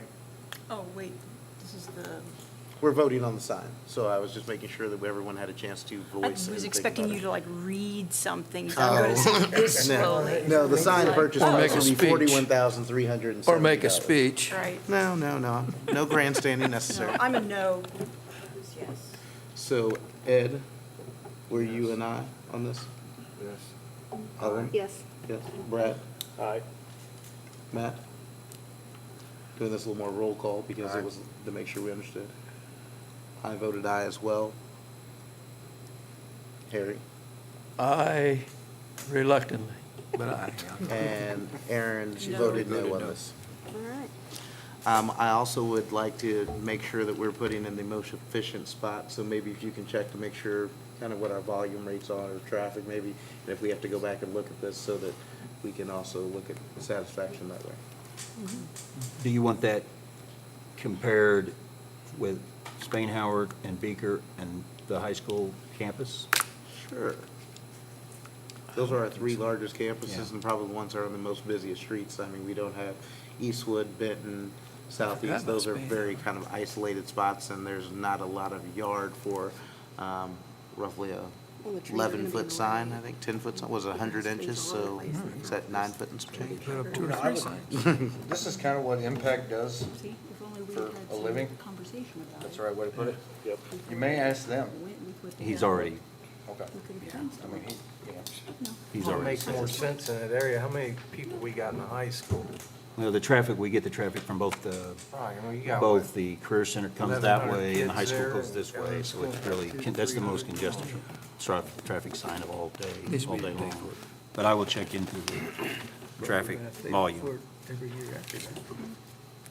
Electricity. Do, Leadership supervisor. can I ask a P- question before you move on? Yes, Brian? sir. Do you want to, as, I'm gonna be in PD until next Thursday, do you want this information before I give movement forward on, because the next move is to plant the foundation box. So do you want to wait to hear, for everybody to weigh in on the traffic volume from these 3 campuses and the traffic study? Yes, sir. I don't think so. I I think don't think so either. we've already got it. We know, I don't know why we need let's just go traffic with it study. the way Yeah, it you guys is. voted to go ahead with it. Yeah. I Yes, don't go know why ahead. we, I mean, we voted for it to go in Yeah. where he voted said, for so the I don't know purpose why of it. it's Yeah. That's fine. All right. conversation. Okay, just making sure There- I'm doing the right thing. No more homework needed, Dr. Lorenz. Thank you. Enjoy PD. Started to do with. Unless we get a couple of more signs. And I'm serious. Leadership supervisor and PD approval. Oh, you have to follow that, Randy. Do you Oh, want to look excuse me, at I that? put a check mark. I skipped her. Approval of recommendation for extra duty committee elementary for elementary grade level building leaders. Did I say that right? Had two elementaries in there. It seemed a little, Thank you. I think there was information given in your packets about that. And I don't know if you want me to go over it again.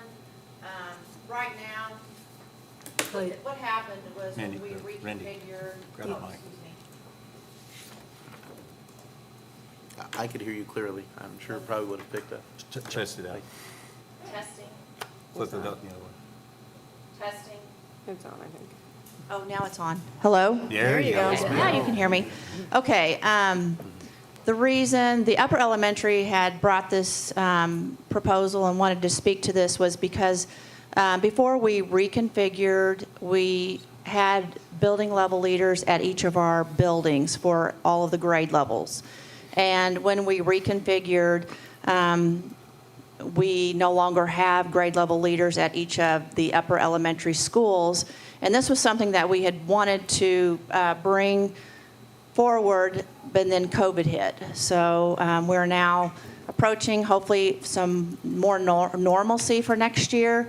And this way it would allow for each building to have grade level leaders to help support teachers and help with our data teaming process and our district continuous improvement, as well as like supporting each other. As we have, there's years that we do have a lot of new staff, and this would allow us to support all of our teachers and level the education, the instruction that each building is delivering. As far as as individual teachers, they definitely have their own style and delivery, but they would be, it would allow more consistency and cohesion with the delivery of instruction and planning together if it was possible to add 3 more grade level leaders at each building.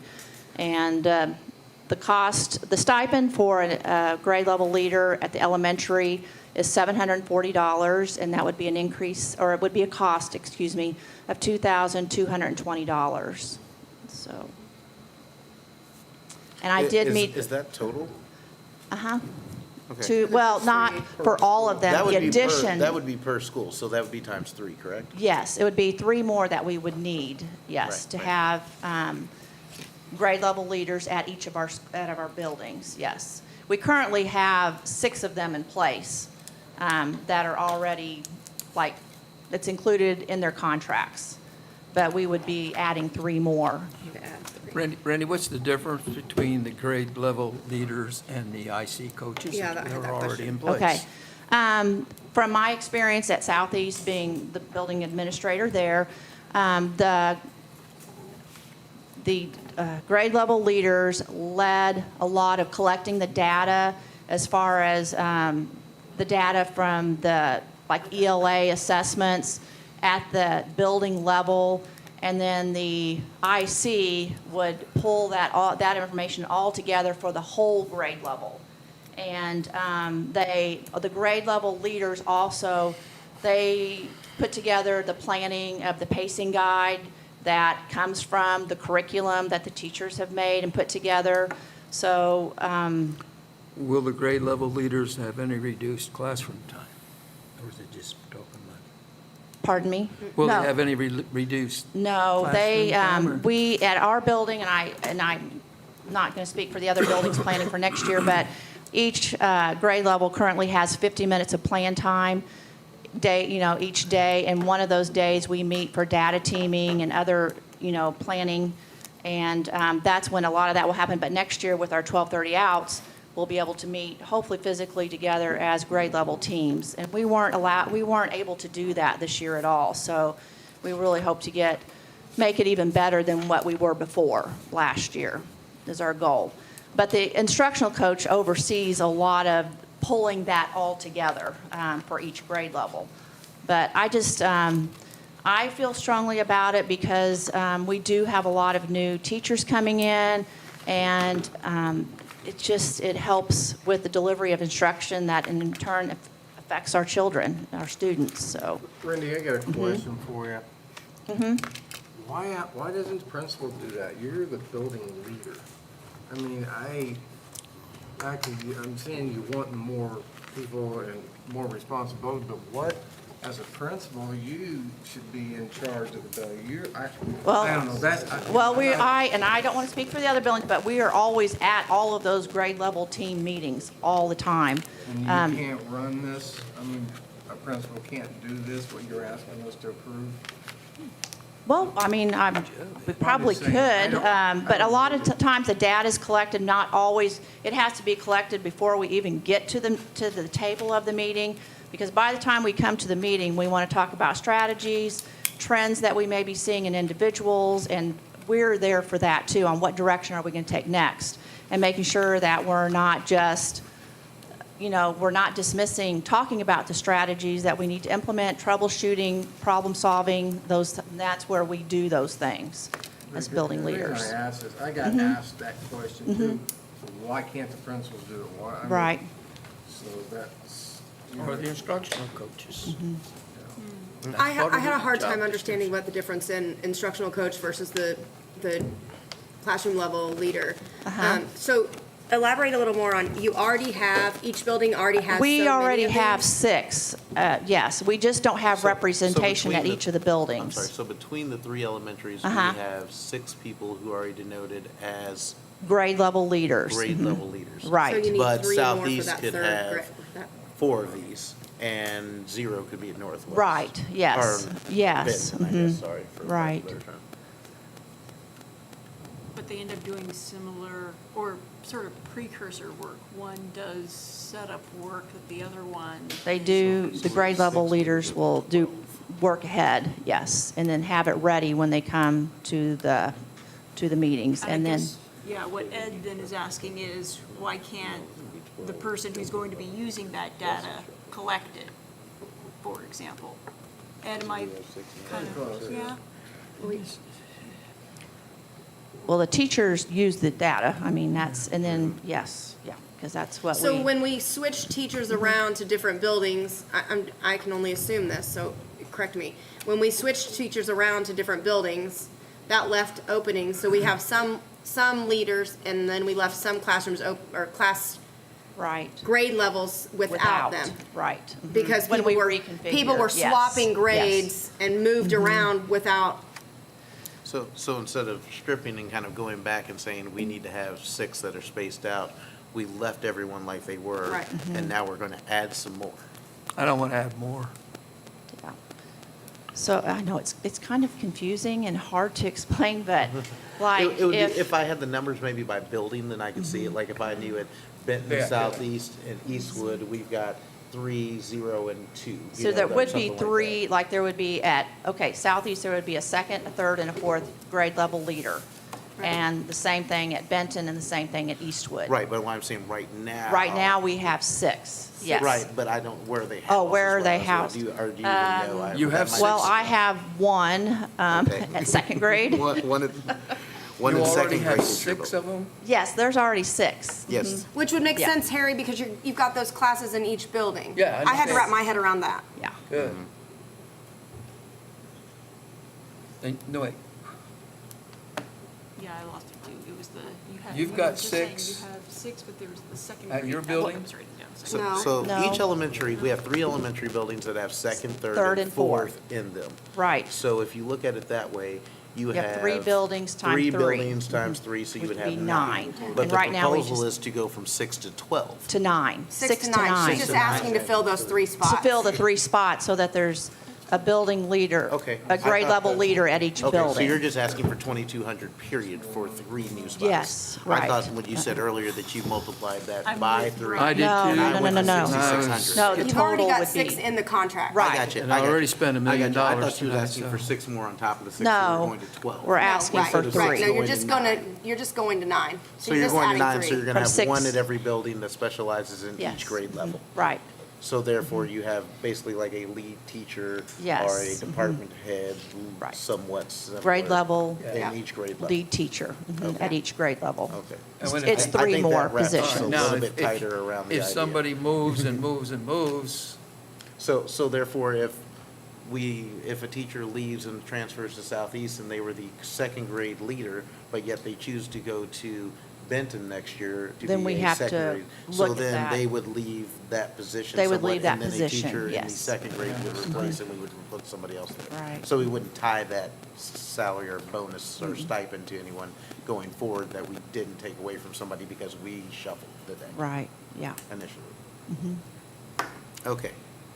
With you Yeah, again. it's 3 more, Okay. and I it would think be we a went total from of three- $2,220. I got you, I got you. And we currently have 6. Gotcha.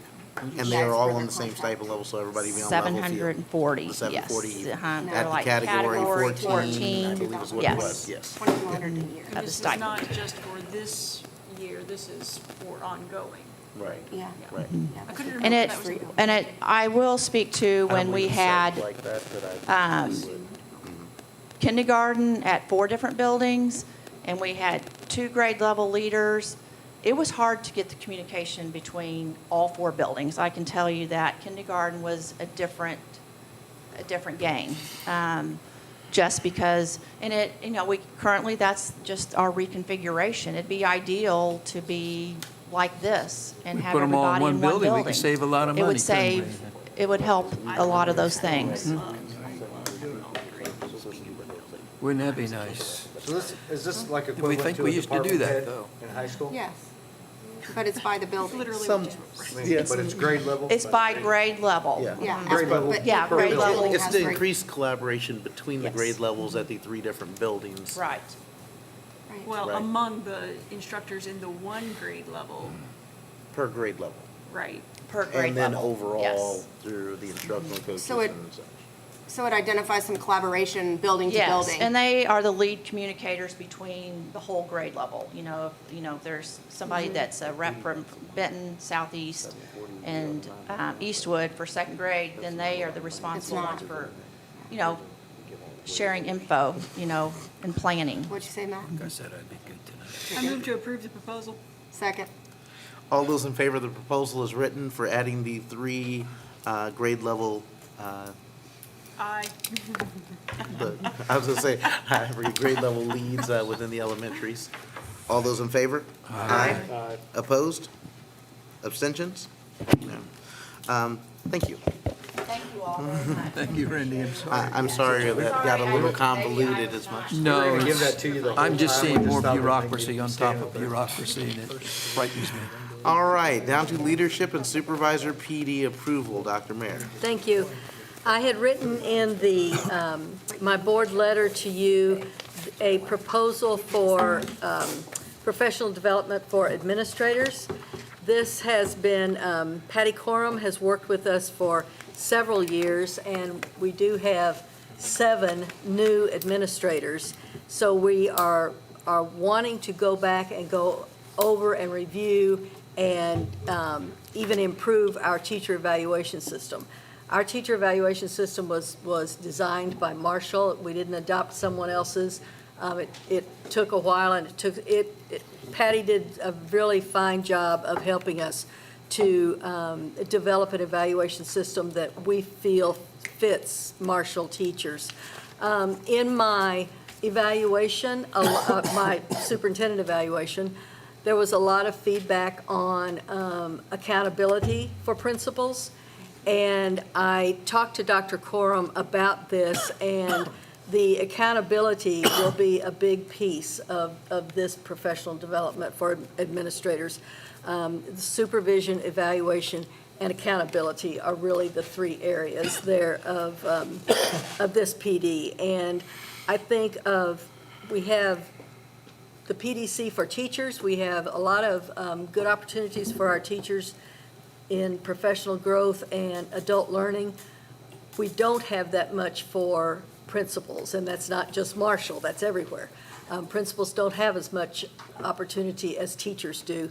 So it's up to central office administrators to make sure that our principals continue to grow and continue to improve. So this is a proposal for $16,500 for the work with Dr. Corum, and it will be blended funding from 3 different areas, from Title II. PDC and ESSER Ye- funds? How yes. does the ESSER funds go into Part of. staff strengthening? Yeah, part of ESSER funds are for Administrator PD because it's accelerated learning. That is a big piece of ESSER. And the accelerated learning is, it's spread out across the board, and principals are included in that. So that would be, Title II-D is specifically for teacher and principal recruitment and retention. And so then there would be some district money also in there. But I do think it would, from what I have seen that she has developed, the proposal, it's going to be really good. It's going to help us to continue our really good teacher evaluation process that we have here. What were did she provide a budget with that proposal? Yes, she did. And I can send it to you if you'd like. Before we prove it, I'd like to see the budget. Well, yeah, that's, yes, I was going to vote to abstain because I just had a lot of questions that I didn't get around to asking you before the meeting. So what, is this like, are these facilitated sessions? Like, what is this gonna look like maybe? I can get a car for 60. Let me pull it up. She has, there are several different types of sessions.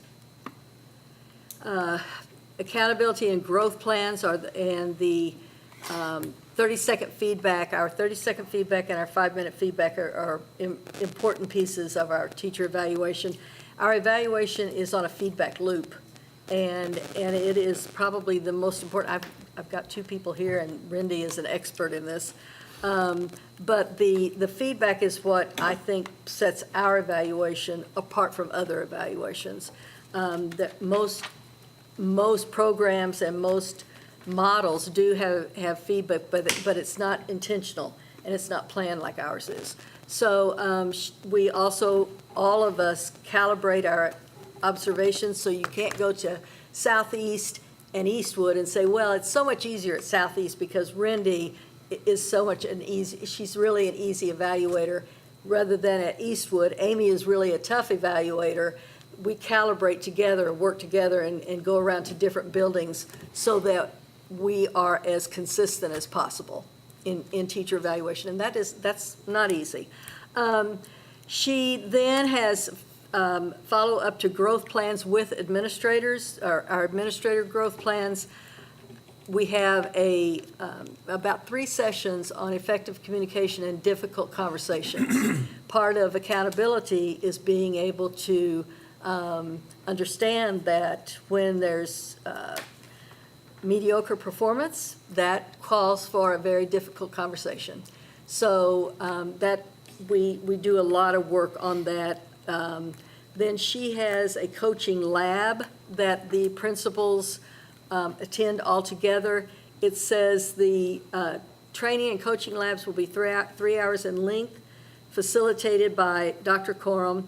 The cost will be the same whether I'm involved or not. The individual calibration, if principals would like for Dr. Coram to come to their building and individually work with them, that is all included in this price. So that's a really powerful and a really effective way to work on teacher evaluation. So I believe that she has left in also areas where principals have asked for what types of learning they need. But our teacher evaluation tool is a good one, but our student success depends on great teaching. And great teaching depends on great leadership. So I absolutely think this is a absolute need in our district, and I would like to continue on with that work that we have started. How long has she been doing this? I see you say you She came my first year, so this will make her 8th year that she's been with the district. And she does this in multiple districts? What? She does this in multiple districts? Yes, she works with several districts. Most of them are in the St. Louis area. She is partner, I guess you could say, with one of the authors of the teacher evaluation system, the DESE approved model. We have roughly 17 administrators, is that correct? That would benefit from this? Right. So that would be roughly $970 a person annually, and we have 7 new administrators that are gonna be coming on. If you looked at it that way, that would be almost 2,300 just if the 7 only received growth from there, even if our other ones did not. Just looking at some numbers to make it a little clearer in my head. That probably doesn't help anyone else, but. I think I don't think it's out of, I don't think it's out of bounds at all, her price. Does that money, any of that money affect our PD budget for? No, the PDC money cannot go to administrators. Any part of the PDC money that comes into this will have to be for teacher training. Okay. We can't, the PDC money is off limits to administrators. Okay, I just wanted to make sure. Yeah, yeah. That's a good And question. there's no problem with our title money being used for this as well? For administrator training in there? So if we technically wouldn't use it, then we just couldn't even use it for anything, or we'd have to use it for something else, that line item that would be there? To- So it's not a use or lose? Okay. If we don't use it, we either throw it into another area or it can go to the wall. So you have a contract with her for a number of hours or number of contact hours, number of things that she will be doing? Yes, What are the we, con- yeah. what are we getting for our $16,000? She has, it's written out here, she had a total of 11 visits, and then the principals are encouraged to ask for individual visits or individual work with her also. So she came 11 times. So Randy, you've been here longer than she's been coming. Sorry. I'm sorry. I don't mean to put your age out there, but, sorry. But you've been doing PD at the administrative level longer than she's been coming here to train you. So you've had her for 8 years as an admin, right? Yes. Okay, so she's coming here she's been here 7 times and you're gonna see her the 8th time. Do you feel as a professional in this district and a leader in this district that you could learn again from her an 8th time? Yes. Why? Definitely, because I have learned a ton from her, and as far as like giving feedback to teachers and supporting teachers, and it's good, when you presented that, I'm excited about it, the possibility of it, because it's always good to be refreshed in something. I feel like I could always learn something new from a retreat. I'm sure there's different things that she'll bring to the table, but I would be very much interested in learning and being refreshed in that process again. Okay, so as a seasoned admin, I'm gonna ask you another question. Yeah. As a seasoned administrator, why do you think it would be beneficial for the new 7 administrators to get to engage with her? I think it would be huge. Okay. It really helps with teacher evaluation and giving them specific feedback, not just in what to look for when you go into the classroom, the whole classroom. As far as from the setup of the room, to the delivery, to the learning objectives, to how you're feeding those throughout the lesson, how much student engagement is going on in the room. I mean, there's just a lot of pieces that go into that, and, Although it may not be fair to, put you on the spot to have you either agree with or contradict what your supervisor has just proposed to the Board of Education, right? So. We do that frequently. So yeah, not to exactly put you on the spot to, I know, yeah. I truly, before. And not that you speak for all No, other I'm speaking admin. for my She's own. here. But, prior to this process, the teacher evaluation and things you did, like the growth plan before, and then you did the evaluation, it was, kind of scheduled and set up, and the teachers knew you were coming. This is just where principals are constantly visiting the rooms, and it's ongoing without, you just go in, and you do your observation, or you do a feedback, and if you need to visit with the teacher. Sure, that's been kind of a general trend in education over the past decade or so. And the growth plan. Those growth plans tie into the evaluation as well. So it's all connected rather than being isolated from a growth plan over here to an evaluation over here and these 4 scheduled observations. So I learned a lot, and I appreciate it, and I'm speaking the truth. I know what was before, and I know what we've been doing, and I appreciate this so much more. And I will tell you that teachers want feedback. They want specific feedback, even they want to know, what can I do better? They want that information. And one of the things that I would love to do again, I didn't do it last year, was we learned about peer observations. And their peers were able to we schedule it so they could go in and observe their teachers and give them feedback and look for us. And we're just getting to there now? Harry and I are a little incredulous because this has been, Peer evaluation's been going on for years. and the study of the importance of peer observations in pedagogy has been part of the scholarship for. Oh, okay. Specific feedback. Yeah, And look no, for that's- us from the learning that we've received. I guess I just got trained, I'm not kidding you. It was, I've enjoyed, it's been good. I think it in turn, $1,500 a visit, I hope it's good. So she's came and done something of this nature every year for the last 8? Since Dr. Mayer. She didn't come last year. Yep. Well, But no- yeah. nobody, But yes. nobody did. Yeah, she's been here since I've been here.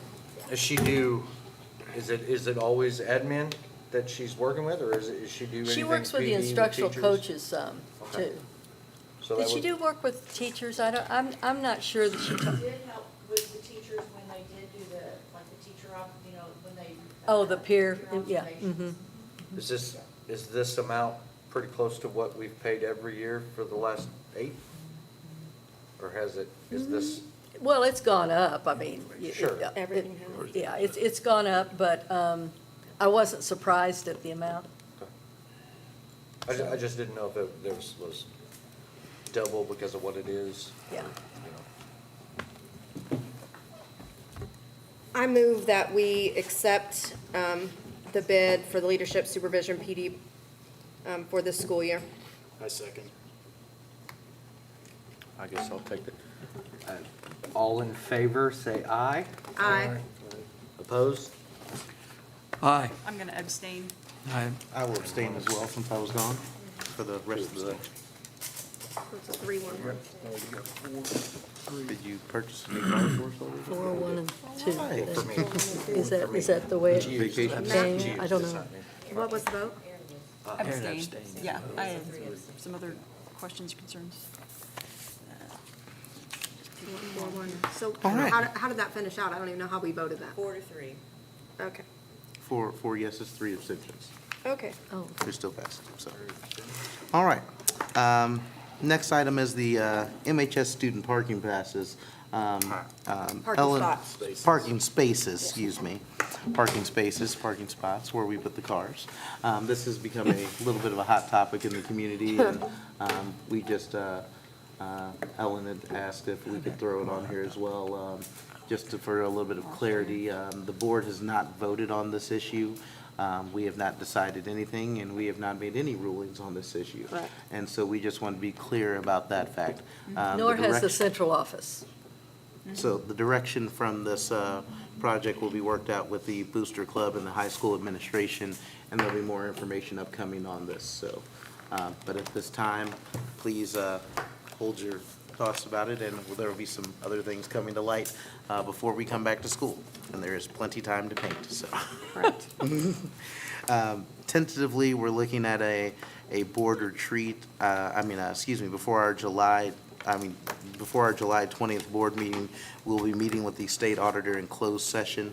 That is the purpose, as the state auditor outlined, or the path that would go, where she would meet with the board, or they would meet with the board. They would present their preliminary report or first report to us. At that time, any other clarifications or things that they would need from us at that time, and then they would go back, they polish their report, they would create a final report, and then that report is supposed to be 2 to 3 months out, so we would receive. So with the timelines they're giving us now, it's looking at we should have a final report for the public probably October-ish, and we will get a briefing on it at the July 20th board meeting. At that time, in closed session, of course. Can I ask a question? Yes, sir. Because I won't be in town. Yes, sir. On that meeting, will that closed session with them, is that gonna happen at our normal closed session time? We had talked about it, they had asked to They've be requested before, before. or at the beginning Before, of our okay. meeting, so that they They could know how long our have a meetings are. sure time of what time they would start and such. I'd like to propose that we look at 5:30 for that to allow them. They had also asked for if we could possibly meet earlier, so I don't know if you all's calendar work for 5:30 on the 20th to come for that. I see a nod, Harry, a little bit of a nod. 5:30 work for you on the 20th Yeah, for we that? already talked about it, I agree. Everyone down that way? Mr. Shepherd? I think so. I'll be at the mercy of our schedule down there while we're in Florida, so if I can join in on a call. Matt will be going to baseball, traveling with the baseball team, so, and if you can't Zoom in or something, well, then I'll call you and follow up with you, of course. Ed, good for you there, 5:30? Yeah. All right, looks like the majority of us will be, so Dr. Mayor, you can set that up for 5:30 on the 20th with them. And we will advertise then the regular meeting to follow. Yes. In case So- with the state auditor, we meet for 45 minutes and start the meeting at 6:15. So stay tuned for us on the 20th. We will be somewhere between probably 6 and 6:20 or so, starting that evening probably. And also speaking about a board meeting, we had tried to schedule the retreat for the 31st. That is now not going to work out. I'm going to send some possible dates, and if you could please confirm a date that is good for you, that would, and I will try to work it out so we can figure out another date. I would still like for us to get together to do our retreat, to work on our strategic plan prior to the start of the school year, so the principals can have some working time to look at how that's going to roll out building level wise for them, or district level wise. One of the things that is big in that is, for me, is looking at retention of teachers and on our learning environment. So we need to figure out how we can get some more people in the district, and so that's going to take some planning from the upper level administration as well as others within the district with ideas and input. So with that, I need a motion to adjourn from regular session. So and move. Second. All those in favor? No. Down, Aaron? Aye. Harry? Aye. That's right. Ed? Aye. Elizabeth? Aye. All right, we'll be going to closed session in a few minutes. Thank you. Sign this and go forward that way. Go forward this way.